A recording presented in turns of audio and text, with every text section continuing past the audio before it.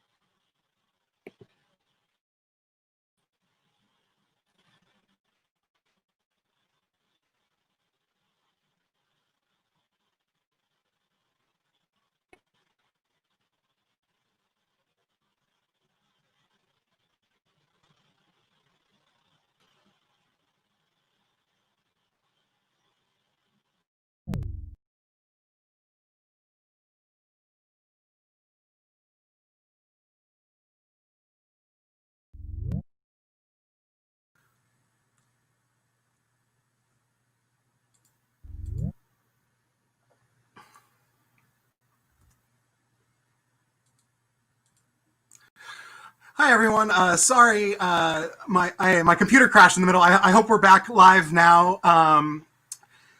Give me a second. I'm going to try to troubleshoot a couple things on the side, but I'm really excited to be having the show back. And as I was mentioning earlier, I put three different instances of the Tower card on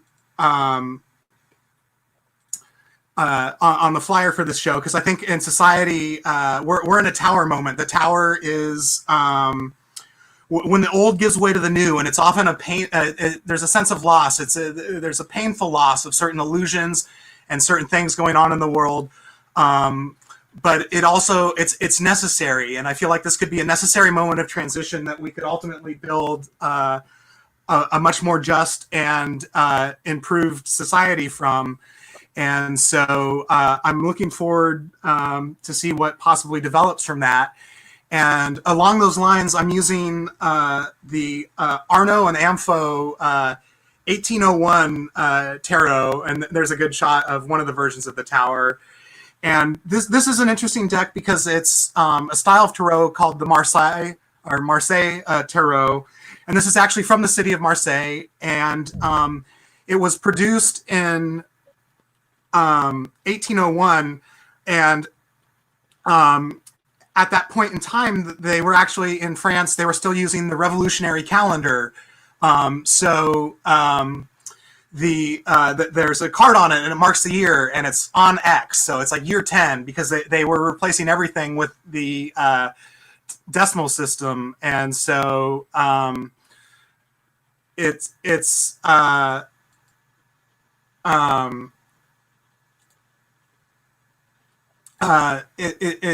think it's very kind of appropriate to the current moment and changing society. And then also before the revolution proper kicked off, some of the conspirators behind it, they used the tarot card, the Tower, as sort of their secret symbol of what was coming. They would flash the card to each other in the street, and it was like the revolution was on.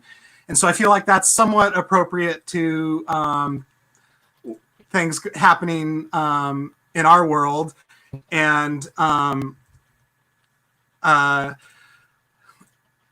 there's a storytelling friend of mine shared something that even when we don't, I don't know what the stories we're going to hear tonight are about, but she was telling me, a friend was telling me that our stories, they reflect the time they're told in, even if they're not necessarily about that time, even if they're set in the past. And so I think we'll have some reflection of what's going on in the world through the tales we hear tonight. And if I appear a little bit distracted at the moment, it's because I am. I just had my computer crash, and I'm bringing Buck Ballin, who is our first storyteller. He's a good friend of mine. He's actually was my introduction to storytelling. I didn't realize that there was a community, that it was a thing that was widespread. I just thought it was occasionally something. Sometimes I thought instead of telling jokes, stand-up comics sometimes just tell a story about things that happen. I didn't realize there were communities and groups and shows and performances until Buck got me involved. And so I've been trying to have him on the show for a while now. And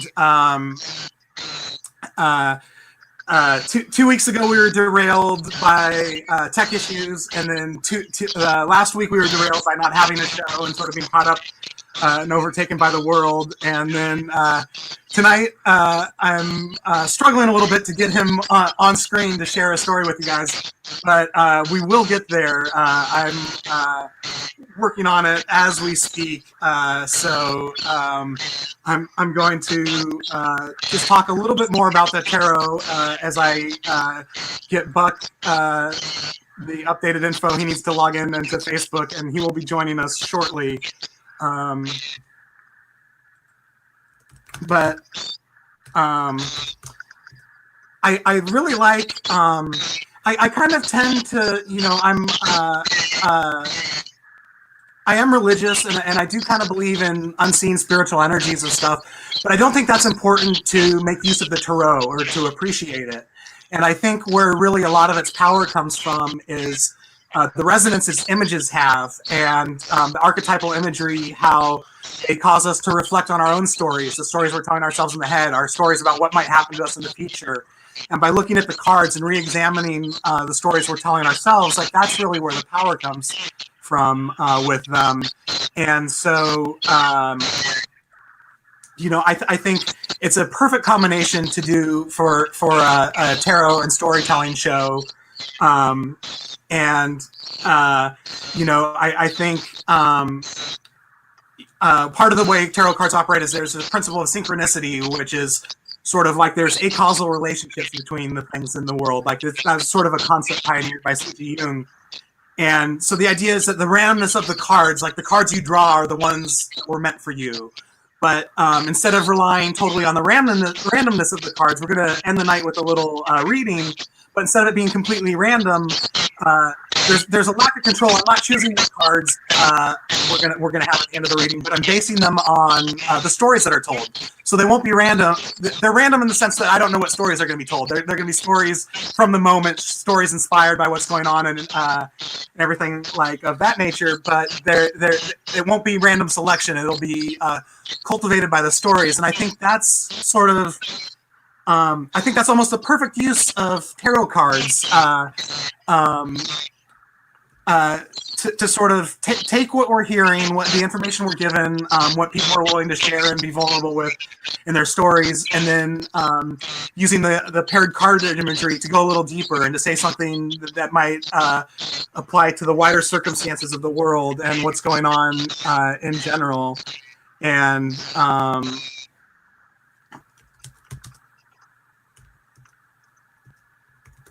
it's an interesting moment. I'm not sharing a story tonight. I have a couple I was working on, and there's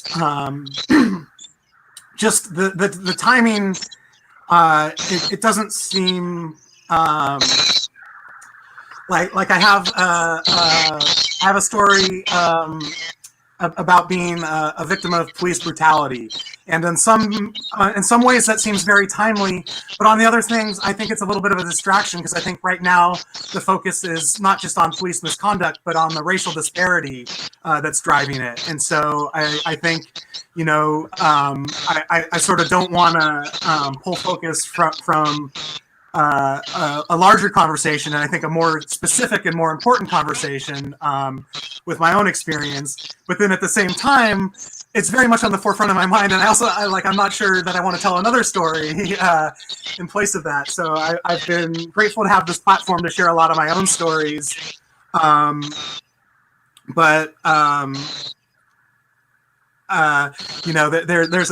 a time and a place, and so I think it's a good time to step back and have some other voices come to the forefront. And I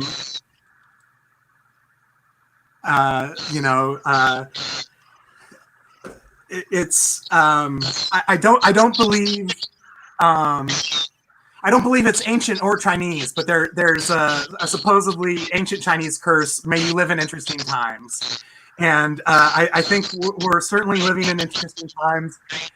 And I feel upset by a lot of the things that are going on, but I also feel like a real sense of possibility in the air. I feel like that this may be really the beginning of a deliberate taking of a new path.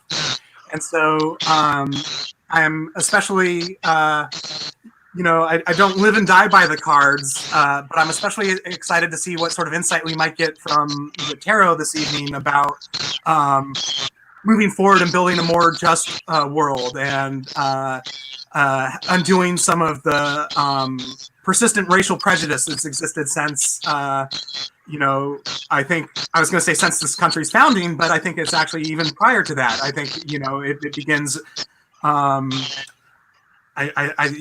before even America was a thing. I know there was slavery in the Jamestown colony, I believe it is.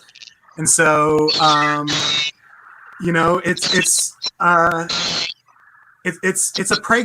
a moment pregnant with potential, and I think I have Jonathan Tipton Myers with us, and he had asked to go second, but I think I'm actually going to put him up first so I can continue to fiddle a little off screen and try to get Buck in here, and you don't just hear me fill space with words while I'm trying to sort tech issues. But Jonathan is he's a great member of the LA storytelling community. I still remember immediately finding him appealing. I think the first show I saw him perform at was at Bear Burger in Santa Monica. It's sort of when I remember sort of meeting him and like not just enjoying seeing him perform and share a great story and being warm, but I really appreciated his insights after the show and talking to him and sort of getting to know him as a person. And since then, he's gone on to I've seen him perform in a lot of different shows and venues, and I've seen a one-person show develop out of some of the material I've seen him share around town. And he and Katya Duff have in regular times they produce a storytelling show called Ride or Die about ride-sharing experiences as both drivers and passengers. So I'm very excited to have Jonathan Tipton Myers with us, and I kind of got the appealing from some comments he made when I promoted the show before and I put flyers out and stuff. But not only is he here to share a great story with us, but he's into tarot. So I like it. That's really cool too. We've actually had some tarot stories on. But that's enough of my face and voice for the time being. I'm really excited to introduce our first storyteller. Here's Jonathan Tipton Myers. Hey there, can you hear me? Hello? Can you hear me, Ryan?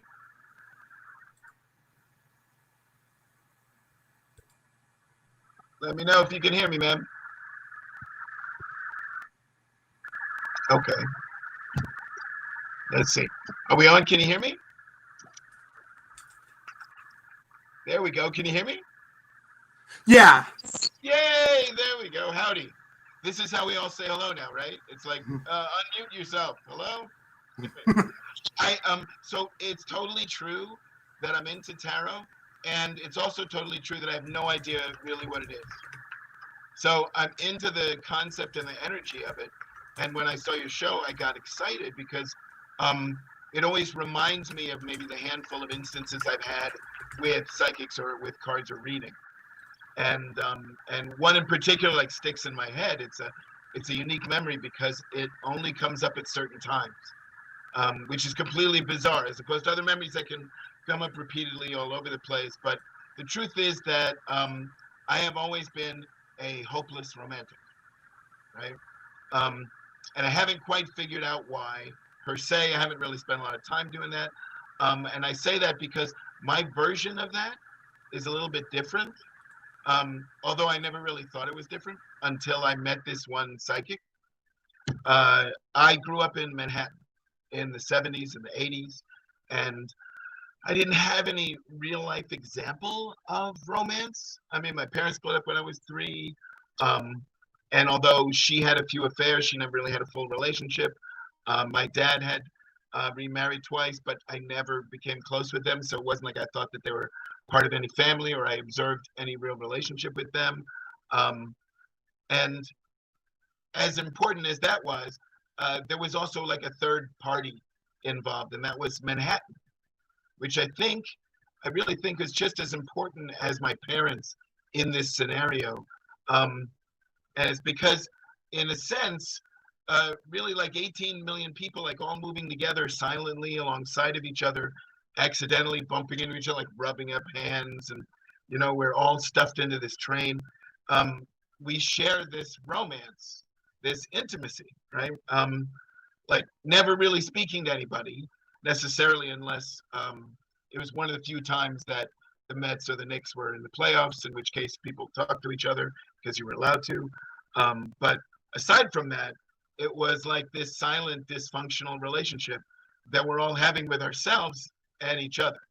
And I mean, like, we're having it in real time, because like if you tap somebody or bumped into them, right, and you start talking, it's almost like they would speak and it would be a continuation of the conversation I was having in my head, or it was this unspoken thing that we were all having by being so close.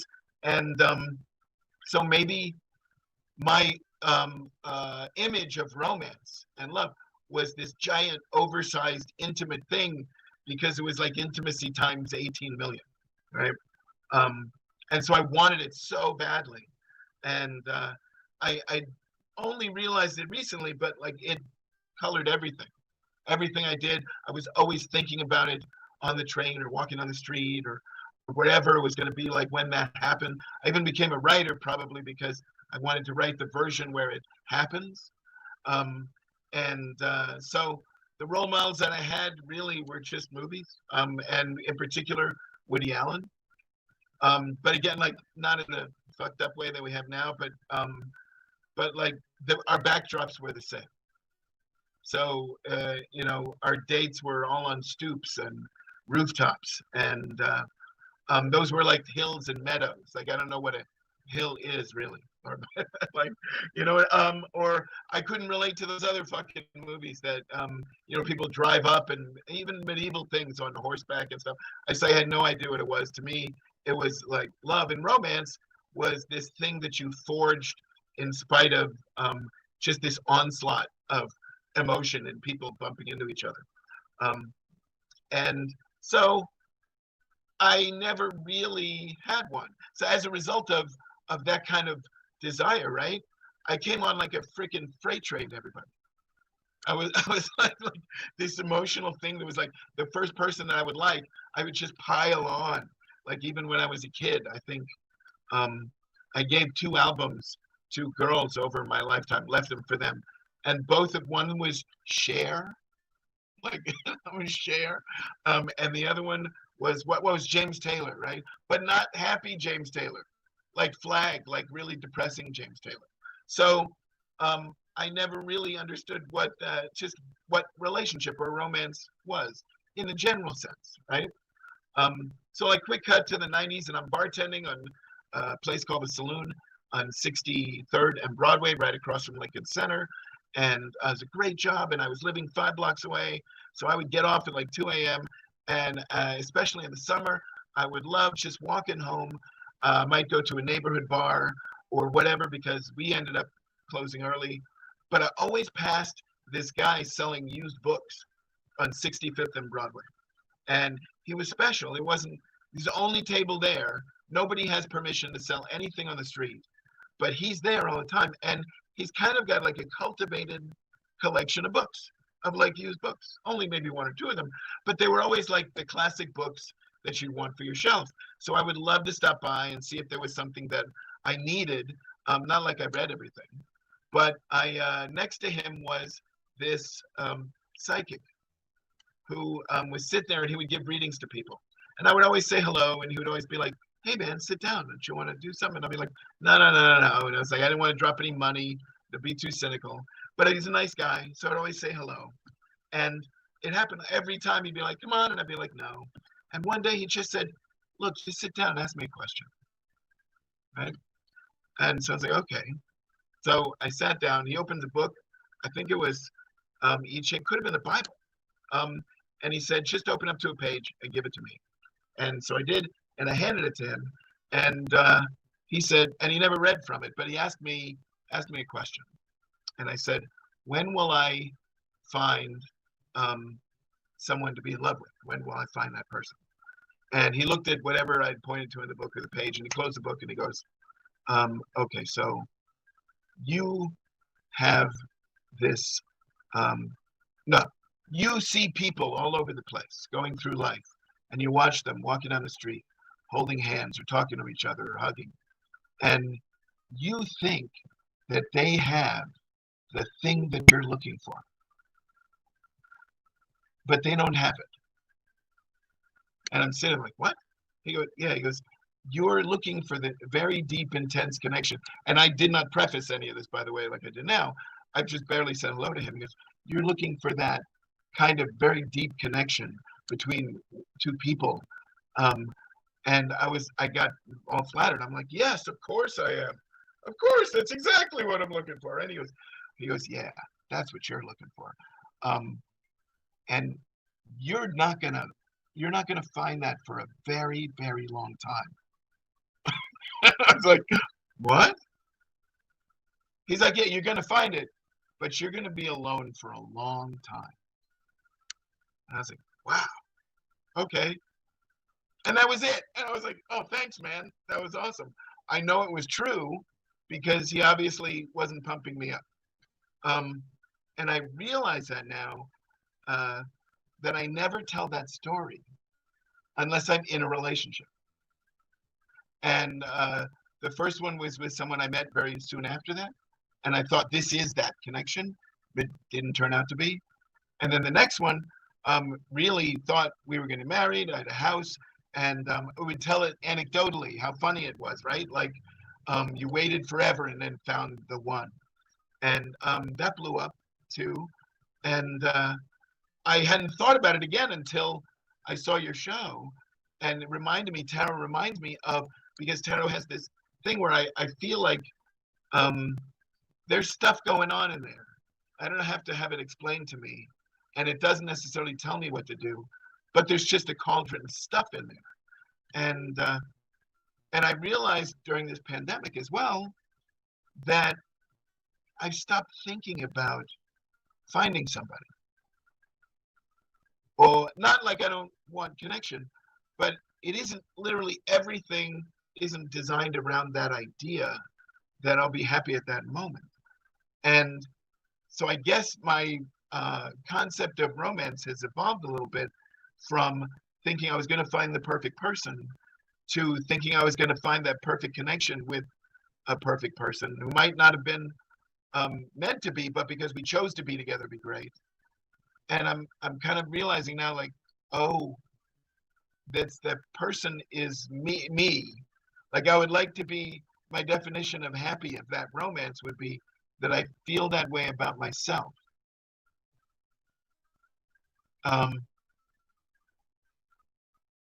It's bizarre. I didn't realize that had left me, because I've been carrying that my whole life. And now that we're literally alone, I think it's just kind of popped up. So there's an aspect of something you were saying, that the potential for this time, you know? Thank you.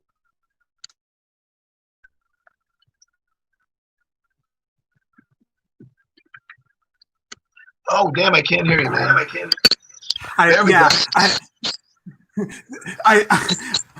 There's no.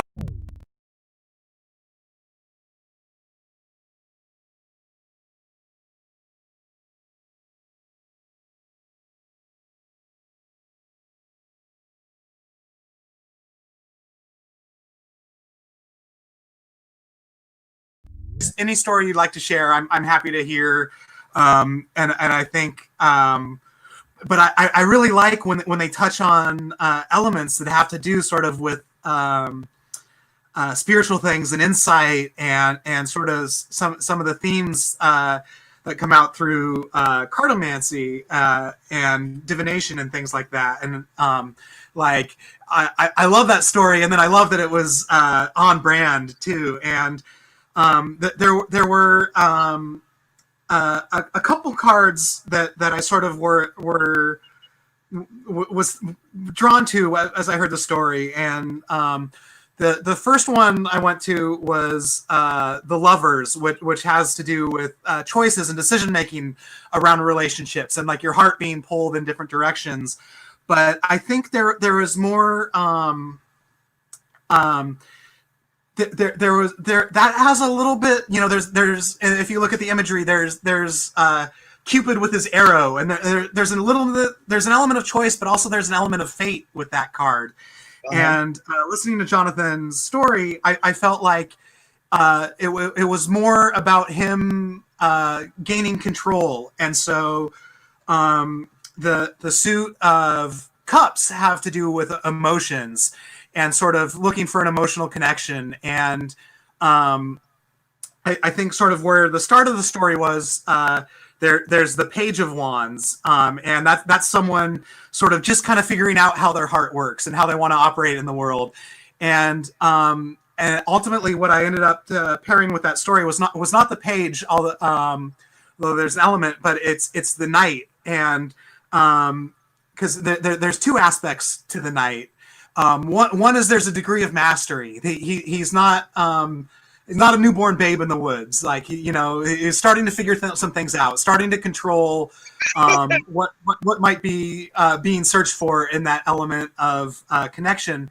But it's also it goes back to classic Grail imagery. The Knight it's the questing night. The night is on a quest. So he's taking that skill, that insight, that introspection, and like even some of the slowdown in Jonathan's story from the quarantine and some of the time to pause and reflection, and then is getting ready to move forward back into the world with that process and on the quest. And so I think I'm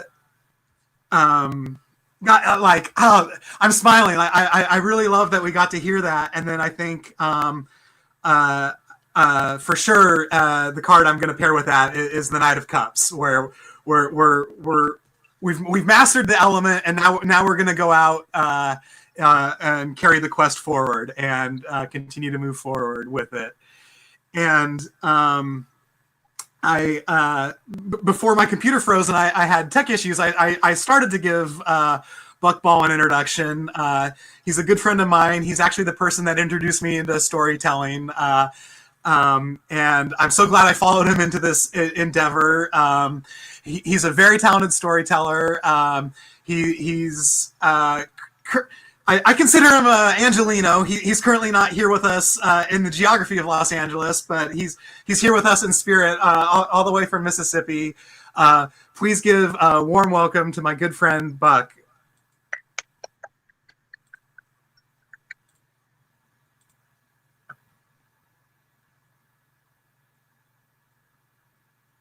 Hold on, Buck, 1 second. Hold on. I need to futz to make sure your audio comes through. All right, go now. Okay. I always hate saying this because I always keep saying this, but I went to jail again in Los Angeles County. And I guess the best worst thing about it was I didn't do anything wrong technically. It was on the Good Doctor's Day, Martin Luther King Jr. Day, January of this year. And I got it for jumping onto the metro system. Like, so I had jumped onto the metro system, and they always say the metro system is your system. So make sure that you take care of it and make sure that you respect it. I've never really paid that much attention to it, but I've always used it. I always say, thank you, bus driver, thank you, train driver, thank you, everybody involved. But I was trying to impress this girl that I'd met at a march downtown. And, we took the train, and it's only free for that Monday. But once it becomes Tuesday at 12 a.m., they take you to jail. You jump it. Or they give you a ticket. Turns out I had a warrant. So I went to jail. And as somebody who's been to jail as much as I have, I was like, all right, well, I know what to do, and I play it. So it's going to take 2 days, and anybody that got arrested in that weekend, it's going to be 2 days. So I waited out. It sucks. Like, jail is never fun for anyone. But it gets to the point where they put you in what the sheriff's department because everybody knows the sheriff's department is so hugging kisses. They put you in what they call the boneyard. And that's where you are processed before you go to your court system. And in that process, there's no segregation other than sex and I think it's just sex, and if you've been in or out. So I'm up at 4, and I'm in this huge room. It's like 50 by 20 by 40. There's one toilet. There's not even a water fountain. And if you do anything wrong, they bear mace the whole room. And I've been there. Like, I've been in this situation so many times. So, like, I'm over the adventure now. Try to get up into the corner and, like, just relax and sleep and take advantage of it. Because we're the first group in. The group that I'm in, we're the first group in. And then at 5 o'clock, another group comes in. And then 6 o'clock, another group's in. And then 7 o'clock, another group's in. And, like, it's starting to fill up. And it's what the sheriffs call nuts to butts, where everybody is so close that you can't do anything other than, like, be awake or be aware. And this is not segregated. This doesn't matter like what gang affiliation you are, what politics you are. It's black, white, Asian, Latino, South American. I mean, I guess, and then African. Like, it's everybody. Everybody is all together, and you can't get political, because if you get political, then they'll bear mace you. If they bear mace one person, they bear mace everybody. Trust me, I know what bear mace feels like. It's not fun. I've also been hit by rubber pellets in one of these joints. The sheriff's department do not care about you. And so everybody keeps it lighthearted and, you know, kind of joking around. And this is the point where it's like, oh, how much is your bond? Oh, how much is your bail? What did you do to get in here? Like, you talk to the person next to you, and like, nobody wants to start a fight. Nobody wants to ride out, because the moment that you start a fight, you have to remember that they fill this room full of criminals. So they will mace and spray and shoot rubber pellets on everyone. They don't care. And so everybody tries to keep it light. And there's this one guy in, not the corner, but like in the center corner. And he's wearing like a light blue polo with a navy blue vest. And I know everybody in the building is thinking, man, this guy looks like a bus driver.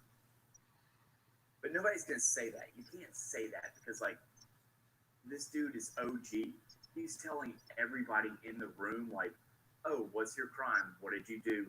Here's how you handle it. Here's how you talk to your public defender. Here's what to do. And also, he's big. Like, he could crush anybody in the room at this point. And so everybody's like, we're going to stay away. We're going to stay away. We're going to be nice. Like, we make jokes and we make laughs. And, you know, like, oh, hey, where are you from? Oh, hey, you know, where you at? What'd you do? I'm talking to the guy next to me, and it's a 17-year-old that's in there for attempted murder because he shot a guy. But OG, who looks like a bus driver, told him, no, you shot him below the waist, so it's just assault with a deadly weapon. And he's like, and even in that situation, you won't serve the amount of time. He's like, just tell your public defender. And all the other people that have crimes, like, oh, wow, we can talk to this guy. We can talk to OG and be like, what did we do? What can we tell our public defender? What can we do? And he's right about everything. Like, he's totally nailing it. As somebody who's been in the system as much as I have, he is nailing it. Like, he knows the system in and out. But you can still tell, like, the new waves and everybody that comes in, they look at him a little bit, and then they're like, man, he looks like a bus driver. But they don't say anything because he's such a big guy, and, like, he knows what he's doing. So it's like, okay, well, so he's probably a banker then, or something like that, or, you know, whatever it is. And so 1 hour turns to 2 hours, 2 hours turn to 3 hours, 3 hours turn to 4 hours. And, like, everybody's getting worn out and the room's getting full up. And we are at our last intake. I mean, it has to be. We're on hour 5. And this guy comes in, and he's wearing it's a black gentleman. He's wearing a tank top, and he's wearing gym shorts. He's wearing tube socks and corduroy house shoes. And he comes in walking, and he's like, whoop, whoop.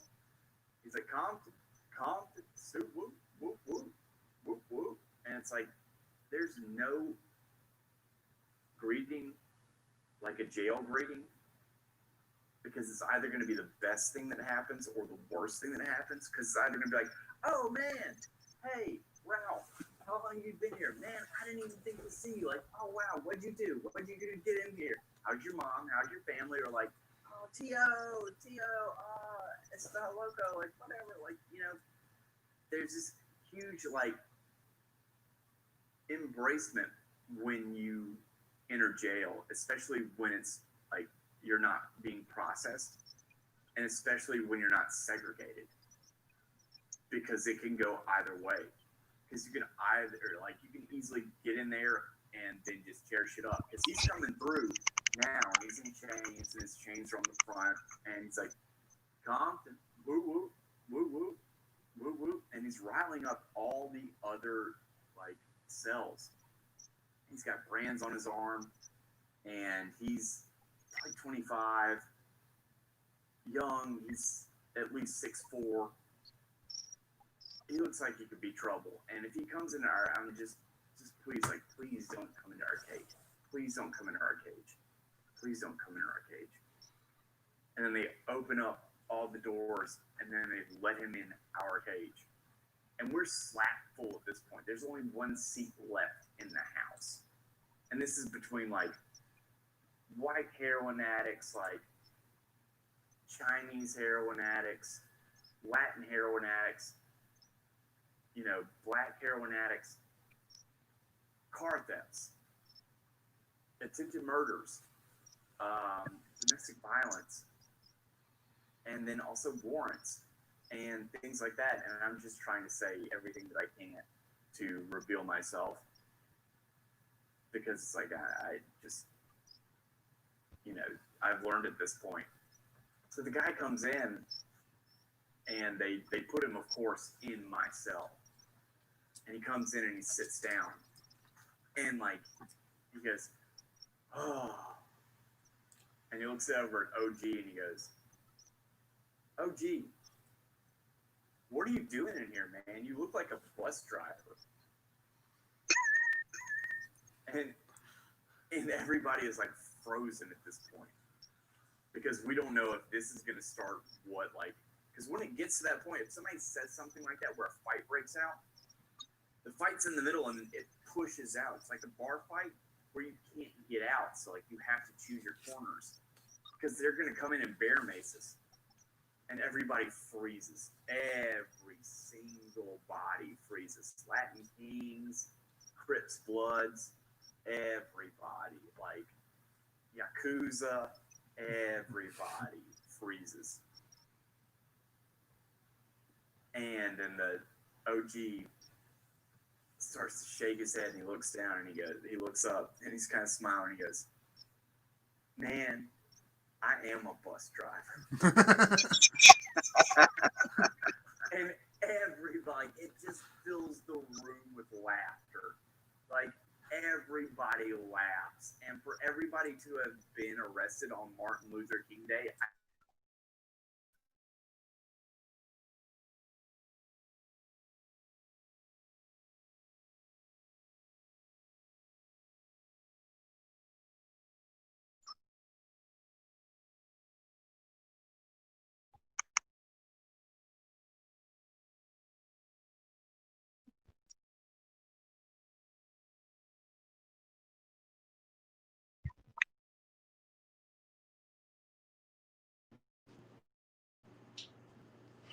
Powering on. Welcome to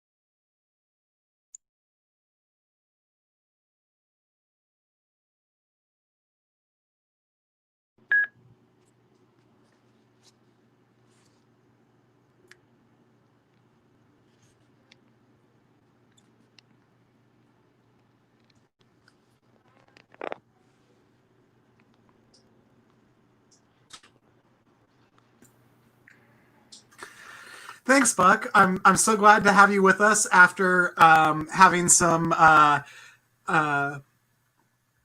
technical hiccups, both a couple weeks ago, and then I thought we might repeat tonight, but we got you on. I'm so glad you were able to share your story with us, and I love there are a few different cards came to mind as you're going through your story, and what I basically the first one was the Wheel of Fortune, because the wheel turns and you go up and down, and so much is out of your control when you're detained like that. It's just like the wheel turns and it does what it's going to do, and that there's a little bit of that feeling with everything going on right now. But ultimately, I think there's a card that fits a little more, and it's called the Hangman. And it's a person tied by their foot, hanging upside down, and it's sort of it's being stuck in an uncomfortable position, but also being able to gain insight from it, and not be beset with despair, and not being taken out by the moment, and sort of finding your moment of repose, and maybe even a different view of the world. And I think that despite being an intense environment in the jail, the sheriff's department out there looking for an excuse to be the assholes that they are at heart, and despite all that comfort, to be able to find that moment of humanity and bonding and feeling like commonality with a large group of other people, I think that sort of has a lot to do with the power of the Hangman, and the power of sort of having your perspective forcefully kind of flipped. And I think that ties in well with a lot of my feelings with what's going on in the world. And so I'm gonna put the two cards we've had from both of our stories together to do a short little reading. I like to do I have a tendency to like to do 3-card readings, but we only had 2 stories tonight, so we're going to do 2-card reading. And one of the things that's nice is 3s are nice because it's like beginnings, middle, ends, or past, present, future. There's a lot you can do with 3s, but sometimes it's really good to break out of that pattern and sort of see a more direct relationship between like just 2 cards. And so again, from Jonathan's story, we have the Knight of Cups with him taking that longing for a deep emotional connection, and then realizing it's going to take work, and it's not going to be a quick turnaround, that it's going to be a process, and it's going to be involved, and it's going to take insight and moving forward. So we have the Knight of Cups paired with the Hangman, and together there's sort of there's elements of discovery that come up in both those cards. Like with as I mentioned, sort of the questing knight, we're taking our feelings and some of the control we have over the thoughts and the way the world's been turning, and we're carrying that forward, sort of on a quest forward, looking towards a new world. And with the Hangman, it's not exactly it's not a card of flat out acceptance. Like, it's an uncomfortable situation that you're able to bear it from the moment and gain insight from it, but it's not permanent. It's a temporary inversion. And so I think, with first with COVID, and now with Black Lives Matter and the protests across the country, there's really room for us to sort of look at things in a new light, and to see things for what they really are, and have that moment of clarity that only comes from having sort of the world flipped upside down. And not only with that, but we're going to take that new that sort of that new view of the world and the insight we're seeing from taking a moment away from our regular lives, sort of the waking hours, and we're being challenged to do something with this. A big part of the nights are the nights aren't stationary; they're in motion. Like, it's not just a feeling you have, and it's like, oh, good for me. it's something you take and you move forward with. And so I think we have to take some responsibility for how we're feeling, and to exert some control over it, but also to take our feelings and not just let them be our own feelings, to carry them forward into the wider world, to not just swallow our sense of injustice, our sense of outrage or anger. It's not enough to feel those things. We have to take them forward into the world. And by doing that, we can find, like the Hangman, we can find moments of repose, moments of insight in our difficult situations. But not only that, but we can make sort of the we can make a new world, and we can flip things right side up. We're not destined to be in an inverted position forever, and so it's going to be about sort of embracing the uncomfortableness of the moment, embracing what we're really feeling, and then making sure we're carrying that forward into action. And so I'm really pleased with the cards that developed from those stories. I love hearing those stories. I'm so thankful to have Jonathan and Buck on to share those moments with us. And like I said, I forget if I actually said this on the stream or if I was saying this when I got cut off, but I think a friend shared with me that, stories reflect the moment they're told in, even if they're not necessarily about that moment in particular. And so I think there's a lot of insight based on the stories in the reading about sort of the world we're living in, and the massive amounts of uncertainty, but also the huge potential that exists in the current moment. So I like to be reminded of that. I love just to be reminded of the power of storytelling and to getting outside of your own view of the world and sort of see through someone else's eyes for a little bit. So thank you guys all so much for joining me. This has been so much fun. I really missed doing this last week. We had a couple hiccups along the way. I'm using a new platform. I used to use Stage 10, and now I'm using Jitsi. And for the most part, I'm gonna keep going forward with Jitsi, but there's a learning curve to it. So thank you everyone for your patience. And the